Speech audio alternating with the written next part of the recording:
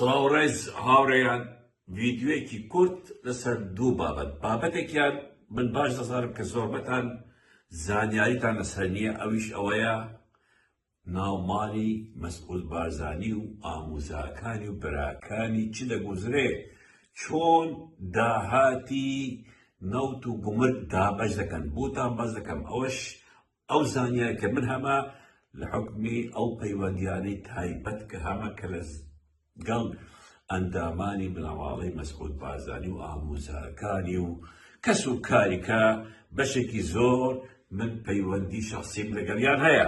هەڵبەت ئەم بابەتە زۆر گرنگە کە ئێوە گوێ لێ بگرن، بزانن کێشەی داهاتی ناوخۆ چۆن چارەسەر دەکرێت یان چارەسەر دەکرێت بە تەواوی یاننا. پێش ئەوەی بمەنە ئەو بابەتە باسی ئەو هەوڵە ئەدەم کە فڕەکسیۆنە کوردیەکان لە بەغدا ئێستا هەوڵ دەدەن لەگەڵ حکوومەتی عێراق داریشن و موچە بنێرە و فەرمانبەر نەبیتە قوربانی.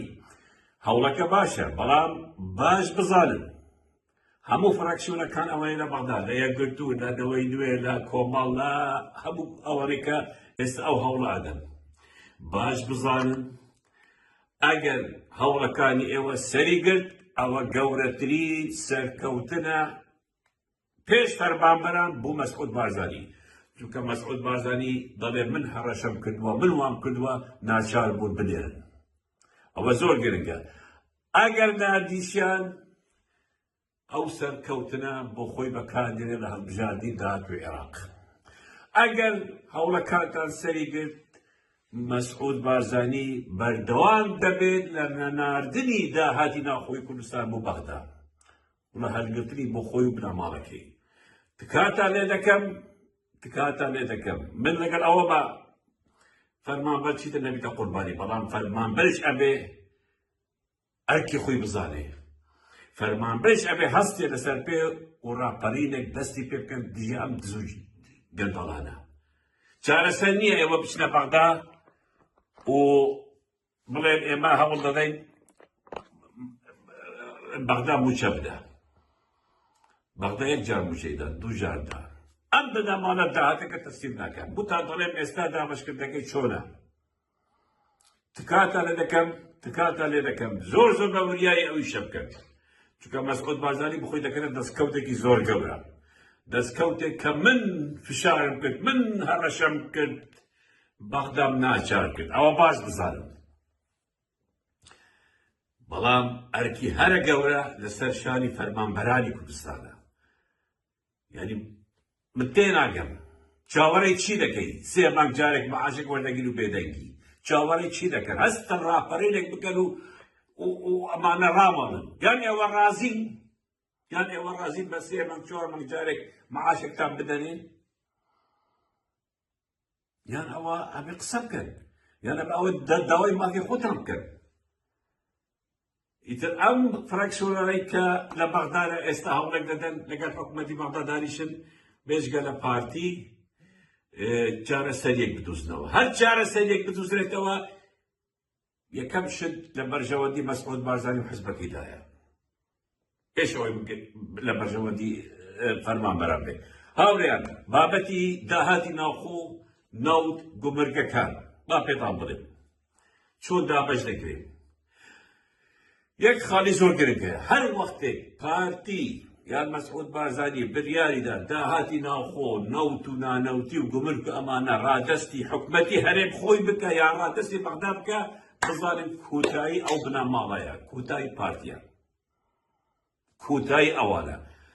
ئەم بنەماڵە لە نۆهەتەکانەوە دابەشێکیان کرد بوو چۆن داهات بۆ خۆیان دابەش بکەن. دوای ئەوە لە 2000 دووبارە سەر لە نوێ دابەشکردنەکەیان گۆڕی، لە دوای 2014 دووبارە دابەشکردنەکەیان گۆڕی، لە 2018 کە مەسرۆر حکومڕانی وەگرت دووبارە داهاتی ناوخۆ دابەشکردنەکەی لەناو بنەماڵەیان گۆڕی.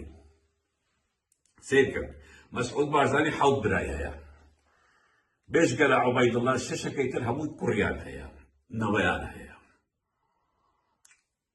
8 برایان هەیە بێژگە لە عوبەیدوڵڵا کە کوڕی نییە. ئەوان تر هەمووی کوڕیان هەیە کوڕەکانیان منداڵیان هەیە، هەروەها مەسعود بارزانیش 5 کوڕی هەیە، هەروەها ئاموزاکانی مەسعود بارزانی ماشەڵڵا ژمارەیان هەر زۆر زۆرە، کوڕی ئاموزاکانی مەسعود بارزانی ژمارەیان زۆر زۆرە، کە جارێک مەسعود بارزانی وتی ئێمە 1000 کەسی لەناو عایلەکەدا ڕاستی دەکرد.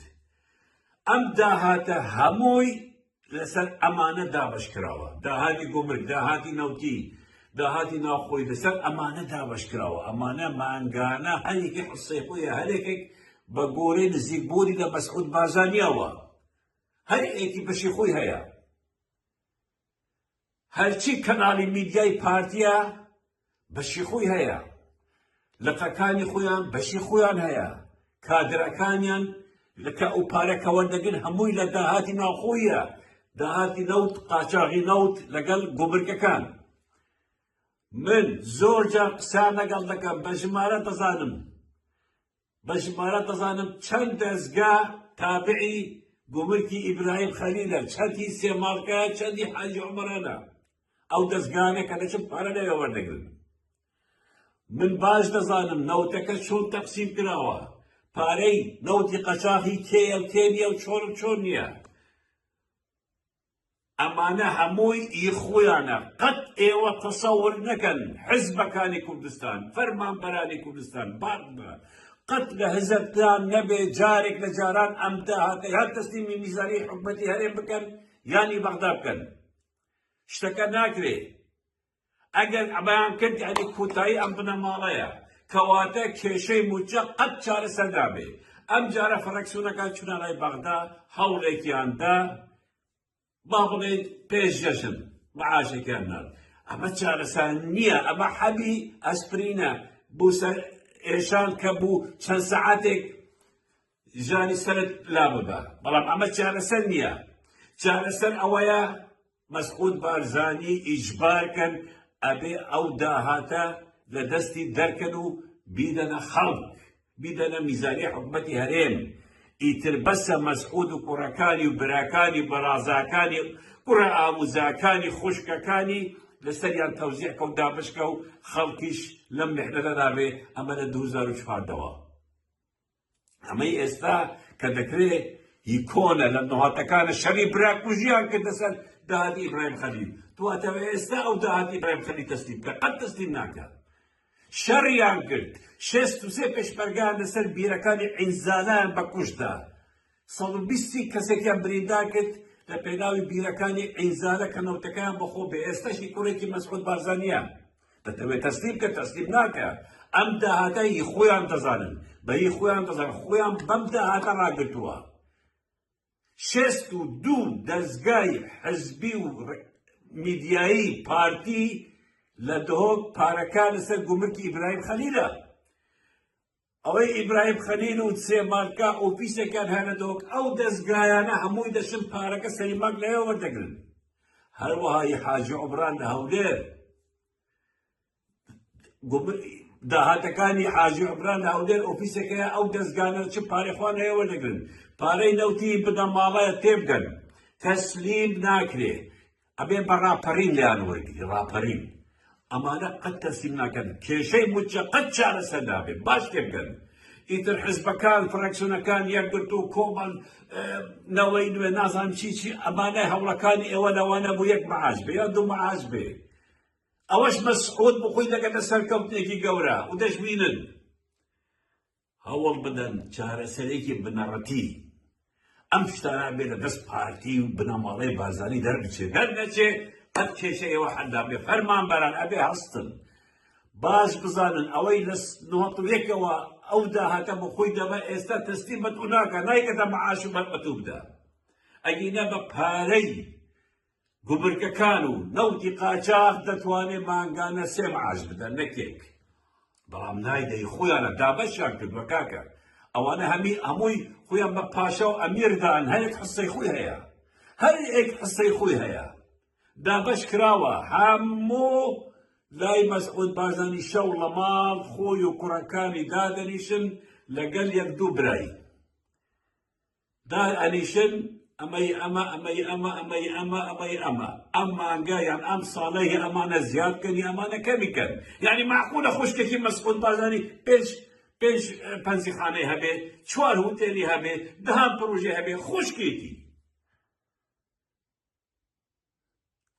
امانه دست لبشتنا بنادن ایتر فرمان بر جارنوسی تو بدستویا یان ابي رازي بشش بانك جارك معاش ورقري یان ابي بيدك بتواو بلي تواو من ابي امد صلاة بير الخير امد صلاة من امده يودارم ام بياي ماي من زور ونوازع به كاكا من زانياري تواو هيا اواني لما زانن او مسؤول ما زايد ظالم في ودي لقال كيم هيا لم نو بنا ماركي لقال كي قصة لك خوش ما يدز عليه كزورن نك يكون دو سيكسن تفاصيل اشتكرن تظالم زوج جارم باز كردوا هم اشتكت شهر سر نابه چونکه امانه قبول نکرد شهر سر کردنی دهاتی ناخو کوتاهی مسعود بازاری بنا مالکیتی و کرد مختصری هیوادارم هشتنا سرپه هیوادارم براپرینک دست پی بکن ام بنا مالا خاین و گندره ناو ببن نیکن وضعتان امده به 50 سالی تریش روزێکی خۆش و ببینن نەخۆشیدا